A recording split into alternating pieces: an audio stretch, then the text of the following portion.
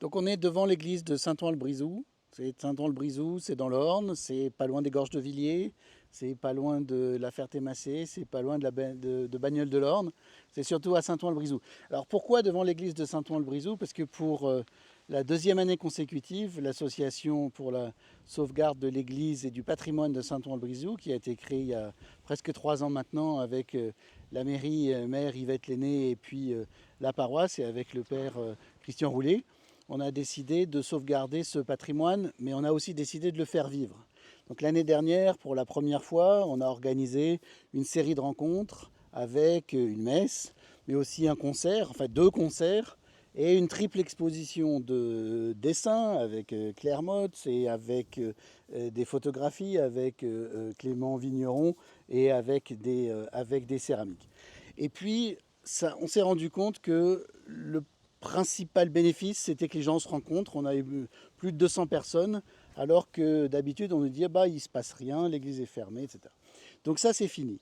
Pour la deuxième fois, on essaye d'organiser ce type de rencontre autour d'une messe, et c'est le départ en retraite de l'abbé Christian Roulier, autour d'un concert avec Romane Poutot, et autour d'une exposition de peinture avec Samuel Châtelier, qui est originaire de Saint-Ouen-le-Brizou. Romane Poutot, elle est aussi originaire de Saint-Ouen-le-Brizou. Il y a des talents à Saint-Ouen-le-Brizou, beaucoup. Et puis des céramistes, Alexandre Dole et Virginie Levavasseur et leur association Alcove, qui sont des vrais artistes et créateurs aussi, et qui vont nous accompagner pour cette deuxième édition les 7 et 8 septembre. L'année dernière, on avait intitulé ça Vue de la Terre. Cette année, Messe et promesses. Mais le point commun de toutes nos initiatives, et je crois que ce qui anime aussi tous les membres, les amis, les bénévoles de l'association, ceux qui nous soutiennent, le Conseil général, le Crédit agricole et j'en passe, la plupart des agriculteurs ou exploitants dans le village, les maires des communes voisines, c'est vraiment de faire de l'église à nouveau un lieu d'échange, un lieu de rencontre, un lieu d'inspiration et un lieu de création. Alors on va peut-être rentrer quelques minutes à l'intérieur de cette église, comme il y en a tellement dans les petits villages et les petites villes en Normandie, avec son clocher. Le clocher, il n'est pas d'origine, même s'il est étroitement associé à l'image de l'église de village. Ici, comme dans certains autres villages, il a été rajouté au XIXe siècle à partir d'un bâtiment qui, lui, date du XIIIe siècle. Et c'est une addition qui pose quelques problèmes architecturaux. Et ça fait partie aussi des questions qu'on a à résoudre. Mais je vous emmène maintenant à l'intérieur de l'église. Alors on passe le porche qui, lui, date du XVIe siècle. Et on rentre dans cette petite église intime. On a souvent l'habitude d'associer église et obscurité. Voilà, c'est un peu obscur, c'est un peu sombre, etc. Ici, à Saint-Ouen-le-Brizou, ce n'est pas du tout le cas.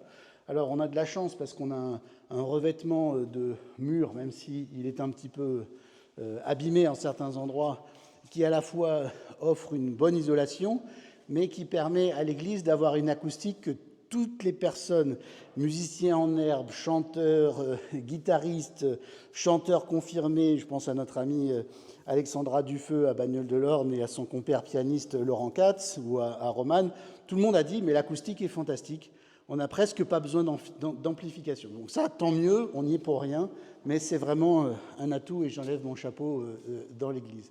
Après, la pièce maîtresse de l'église de Saint-Ouen-le-Brizou, par chance aussi parce que l'église n'était pas très fréquentée, même si elle est toujours consacrée, ce sont les retables latéraux et le chœur, où là on a un ensemble rare, tout à fait complet, de sculptures en bois qui a été réalisé au XVIIe siècle.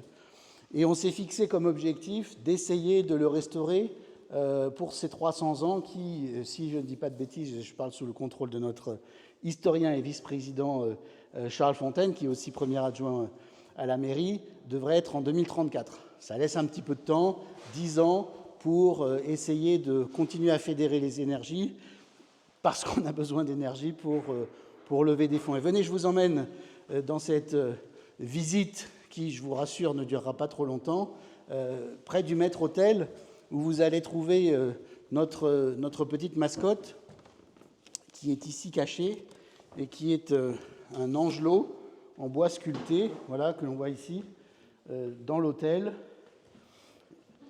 Il y en a un autre. On pourrait peut-être mettre au vote celui que les gens préfèrent, sans la frange ou avec la frange de l'autre côté.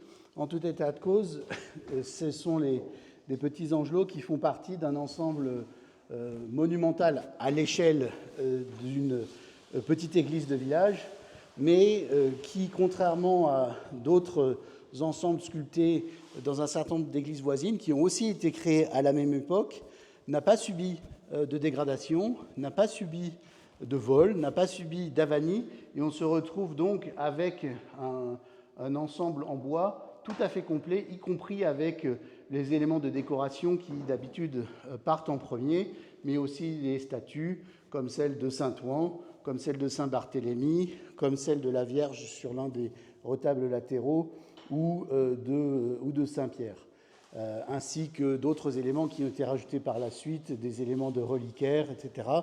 Non loin de l'église, dans les Gorges de Villiers, qui est un lieu que beaucoup de gens connaissent, aussi parce qu'il y a une ferme de fromage de chèvre, la ferme, et qui nous accompagne dans nos projets.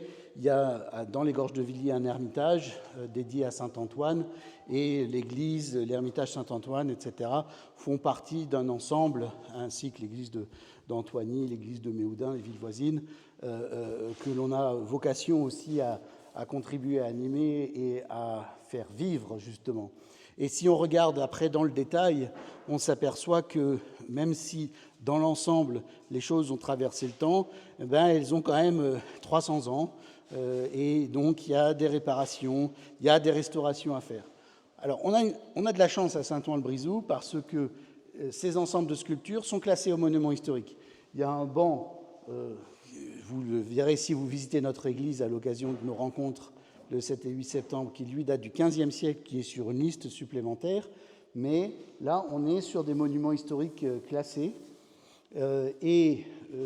Ça permet, certes, d'avoir des subventions publiques, mais néanmoins, une partie importante reste à charge de la municipalité, à charge de celles et ceux qui souhaitent financer les travaux. C'est pour ça qu'on a créé une association, et c'est pour ça que cette association, plutôt que de se focaliser exclusivement sur de la levée de fonds, se concentre sur la manière d'attirer l'attention sur tout ce qu'une église peut proposer comme potentiel de rencontre autour de la musique, autour des arts, autour de la création, autour d'une inspiration. Et donc, on a vocation à la faire vivre ensemble, et on a vocation à la faire vivre avec tous celles et ceux qui pensent que, précisément parce qu'on est dans un petit village, Saint-Ouen-le-Brizou, c'est 130 habitants, précisément parce qu'on est dans un environnement agricole et rural,